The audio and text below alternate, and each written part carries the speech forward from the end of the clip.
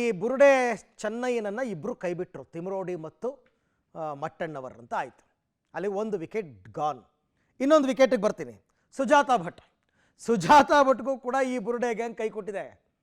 ಇವರೆಲ್ಲರನ್ನೂ ಒಗ್ಗೂಡಿಸಿದವರೇ ಇವರು. ಈಗ ಅವ್ರಿಗೂ ಕೈ ಕೊಟ್ಟಿದೆ. ಸುಜಾತಾ ಭಟ್ಗೆ ಕೈ ಕೊಟ್ಟಿದೆ ಬುರುಡೆ gang.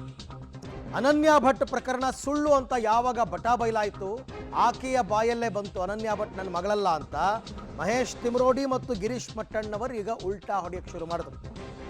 Sujata Bhat model photo ಒಂದನ್ನು ನನಗೆ ತಂದು ಕೊಟ್ಟಿದ್ರು, ನಂಗೆ ಆಗಲೇ ಅನುಮಾನ ಇತ್ತು ಅಂತ ಯಾರೋ ಮಟ್ಟಣ್ಣವ್ರ ಹೇಳಿಕೆ. ಆಮೇಲೆ ಸುಜಾತಾ ಭಟ್ ನಮ್ಮ ಗ್ಯಾಂಗ್ನಲ್ಲಿ ಇಲ್ವೇ ಇಲ್ಲ ರೀ, ಅವ್ರು ನಮ್ಮವ್ರಲ್ಲ ಅಂತ ತಿಮರೋಡಿ ಎಸ್ಕೇಪ್. ಯಾವ ಪ್ರಕರಣದಲ್ಲಿ ಪುನಃ ನಾವು ತಗಲಾಕೋತೀವೋ, ಎಷ್ಟು ಪ್ರಕರಣಕ್ಕೆ ಅಂತ ಬೇಲ್ ತಗೊಳ್ಳೋದು, ಎಷ್ಟು ಪ್ರಕರಣಕ್ಕೆ ಅಂತ ಆ್ಯಂಟಿಸಿಪೇಟ್ರಿ ಬೇಲ್ಗೆ ಓಡಾಡೋದು, ಈಗ ಗೊತ್ತಾಗ್ತಾ ಇದೆ.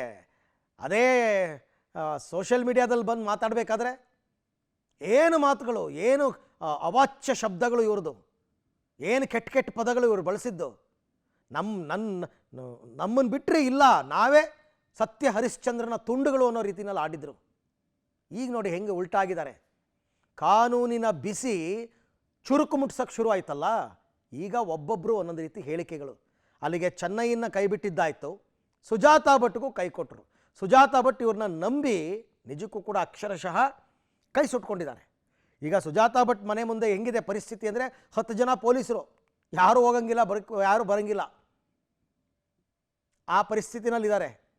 ನೋಟಿಸ್ ಕೊಟ್ಟರು, ವಿಚಾರಣೆಗೆ ಹಾಜರಾಗಕ್ಕಾಗ್ತಾ ಇಲ್ಲ ಸುಜಾತಾ ಭಟ್ಗೆ. ಅಲ್ಲ, ಅವರು ಒಂದು ಫೋಟೋ ತೋರಿಸಿ ನಿಮ್ಮ ಇಡೀ ಹೋರಾಟ ದಿಕ್ಕು ತಪ್ಪಿಸಿದ್ರು ಅಂತ ಹೇಳ್ತಾರೆ. ಗೊತ್ತಿಲ್ಲ ನನಗೆ. ಅವ್ರು ನಮ್ಮ ಹೋರಾಟದಲ್ಲಿ ಇಲ್ಲ, ಅವ್ರು ಯಾರೋ ಅವ್ರಿಗೆ ಅನ್ಯಾಯ ಆಗಿದೆ ಬಂದಿದ್ದಾರೆ ಅಂದ್ರೆ ಉತ್ತರ ಅವ್ರು ಕೊಡ್ತಾರೆ, ನಾವಲ್ಲ. ನಾನು ವೆರಿಫೈ ಮಾಡಿದ್ದು ಏನು ಅಂತ ಮೊದಲು ಅವ್ರು ಕೇಳಿದ್ವಿ, ಏನಾದರೂ ಡಾಕ್ಯುಮೆಂಟ್ಸ್ ಇದೆಯಾ, ನಿಮ್ಮ ಮಗಳ ಫೋಟೋ ಇದೆಯಾ.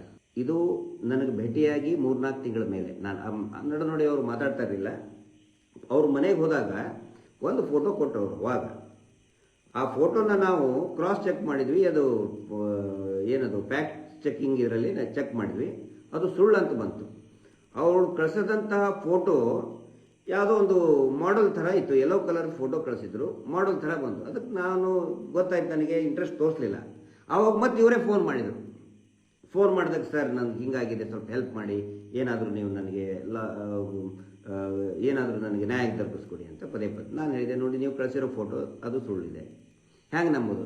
ಇಲ್ಲ ಸರ್, ಅದೇ ಥರ ಇದ್ಲು, ನನಗೆ ಬಹಳ ಮಾನಸಿಕ ಆಗಿದೆ ಮಗಳ ಬಗ್ಗೆ, ಬಹಳ ನನಗೆ ತೊಂದರೆಯಲ್ಲಿದ್ದೀನಿ ಅಂತ ಹೇಳಿದರು. ಒಂದು ವಯಸ್ಸಾದಂಥ ಹೆಣ್ಮಗಳು ನನಗೆ ನ್ಯಾಯ ಕೊಡಿಸಿ ಅಂತ ಹೇಳಿ ಪದೇ ಪದೇ ಫೋನ್ ಮಾಡಿ ಮತ್ತಿನ್ನೇನು ಮಾಡೋಕ್ಕಾಗುತ್ತೆ? ಅಲ್ಲ, ಅವರು ಒಂದು ಫೋಟೋ ತೋರಿಸಿ ನಿಮ್ಮ ಇಡೀ ಹೋರಾಟ